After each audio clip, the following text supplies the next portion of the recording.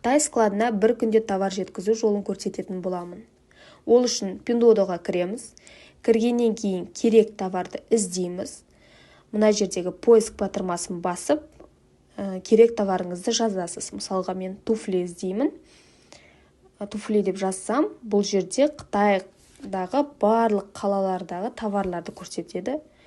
Енді мен өз складымның жаңағындай орналасқан қаласындағы товарлар керек болғандықтан, осы жердегі 3 сызықты үстіндегі функцияны басатын боламыз. Басқаннан кейін астына түссек, плюс деп тұрған жаңағындай батырманы басып, өз қаламызды тауып белгілейміз. Яғни складыңыз қай қалада, сол қаланы осы жерден іздеп, соны белгілейміз.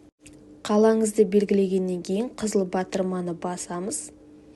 Мінекей сізде өз складыңызға жақын қаладағы товарлардың барлығын көрсетті. Яғни сіз бір күн ішінде товарыңызды өз складыңызға тез, жылдам жеткізе аласыз. Мен мына жерде Гуанчжоу қаласын белгіледім. Маған тек Гуанчжоу қаласындағы товарларды көрсетті.